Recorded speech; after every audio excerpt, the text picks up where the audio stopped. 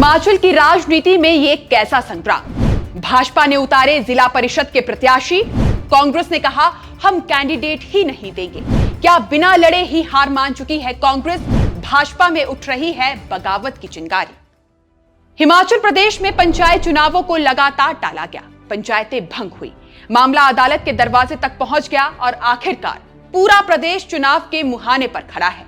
मगर प्रदेश में सत्तासीन कांग्रेस कहीं ना कहीं इन चुनावों से मुंह मोड़ती हुई नजर आ रही है और हर किसी के जहन में बस एक ही सवाल है कि क्या ये कांग्रेस की रणनीति है या फिर मजबूरी। क्योंकि विपक्ष में बैठी बीजेपी ने पंचायत चुनाव में एक ऐसा कदम उठाया है जो हिमाचल की राजनीति में पहली बार देखने को मिल रहा है। जिला परिषद चुनाव जो कल तक गैर दलीय माने जाते थे, जहां पार्टी चिन्ह नहीं होता था, वहां भाजपा ने अपने बैनर तले प्रत्याशी उतार दिए हैं।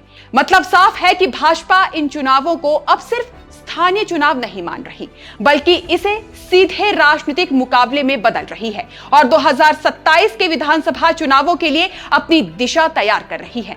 और बीजेपी द्वारा लिया गया ये फैसला कोई सामान्य नहीं है। इसमें बागियों की संख्या भी बढ़ेगी और कार्यकर्ताओं में रोष भी। और वहीं दूसरी ओर कांग्रेस अपने आप को सेफ साइड में रखकर चल रही है। पंचायत चुनावों से दूरी का मतलब है ग्राउंड में किसी भी कार्यकर्ता को नाराज न करना। तो फिर हिमाचल का पंचायती राज चुनाव आखिर क्यों बन गया है विधानसभा चुनावों से भी ज्यादा रोचक? आज के इस वीडियो में हम आपको यही बताएंगे और समझाएंगे कि बीजेपी और सत्तासीन कांग्रेस आखिर क्या चाल चल रही है। इसलिए आप इस वीडियो को अंत तक जरूर देखिएगा और सब्सक्राइब कीजिएगा हमारे YouTube चैनल को। तो आज बीजेपी ने 17 संगठनात्मक जिलों में जिला परिषद के प्रत्याशी घोषित कर दिए हैं।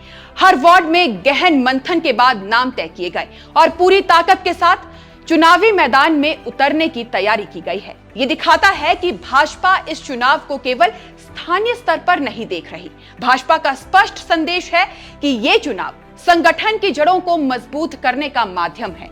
अब सवाल ये है कि भाजपा ऐसा आखिर क्यों कर रही है? दरअसल भाजपा की नजर 2027 के विधानसभा चुनावों पर है। पार्टी जानती है कि अगर पंचायतें और जिला परिषद स्तर पर उनका नेटवर्क मजबूत होगा तो उसका फायदा विधानसभा चुनाव में मिलेगा। गांव-गांव तक अपनी पहचान बनाना, स्थानीय नेताओं को सक्रिय करना और एक मजबूत कैडर तैयार करना, यही इस रणनीति का मूल उद्देश्य है। लेकिन हर रणनीति के साथ जोखिम भी आता है और भाजपा के लिए वो जोखिम अब साफ नजर आने वाला है, बगावत। सोलन, मंडी, धर्मशाला जैसे क्षेत्रों में कई नेता टिकट न मिलने से नाराज है। कुछ नेताओं ने खुलकर विरोध किया है तो कई निर्दलीय उम्मीदवार के रूप में मैदान में उतर चुके हैं। यह स्थिति भाजपा के लिए चुनौतीपूर्ण है।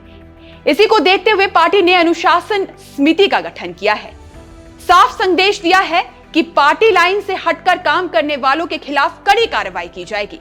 लेकिन राजनीति में सिर्फ अनुशासन से काम नहीं चलता, यहाँ भावनाएं भी होती है, महत्वाकांक्षाएं भी होती है।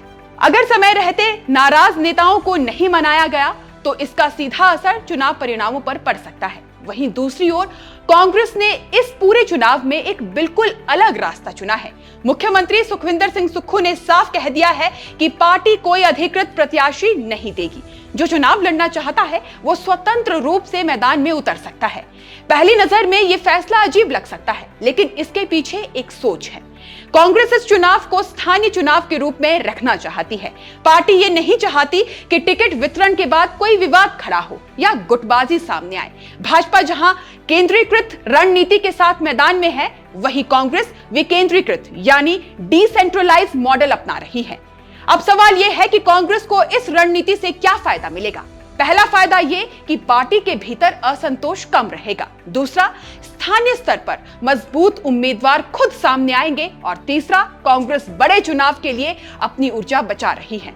लेकिन इससे नुकसान भी कम नहीं है। सबसे बड़ा नुकसान है वोटों का बिखराव।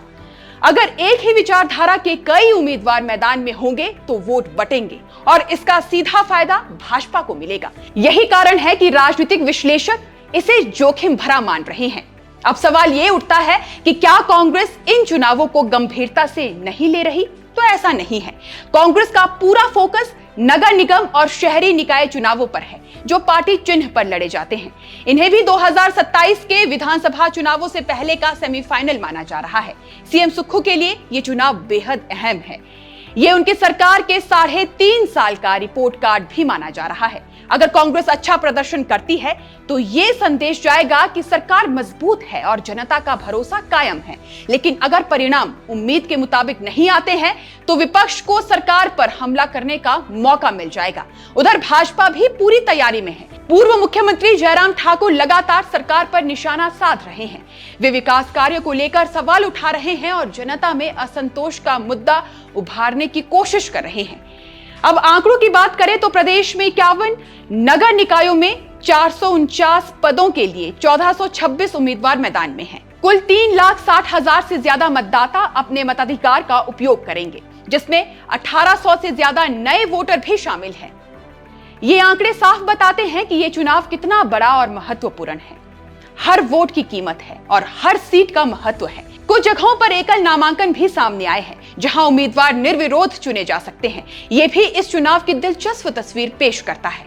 अब अगर दोनों ही पार्टियों की स्थिति को एक साथ देखें तो भाजपा आक्रामक रणनीति, मजबूत संगठन और अंदरूनी विरोध के साथ आगे बढ़ रही है। वहीं कांग्रेस शांत और जोखिम भरा निर्णय लेकर गुटबाजी से बचने की कोशिश में है। यानी एक पार्टी खुलकर मैदान में है और दूसरी सोच समझकर कदम उठा रही है। लेकिन सवाल यह है कि क्या भाजपा की रणनीति उसे बढ़त दिलाएगी या कांग्रेस का यह प्रयोग आखिरी समय में बड़ा उलटफेर करेगा। हिमाचल की राजनीति में अक्सर खेल आखिरी वक्त पर ही पलटता है और इस बार भी कुछ ऐसा ही होने की संभावना से इनकार नहीं किया जा सकता। बाकी आप दर्शकों का इस पूरे विषय पर क्या कहना है, हमें कमेंट सेक्शन में जरूर बताइएगा। अभी फिलहाल के लिए इस खबर में बस इतना ही। नमस्कार।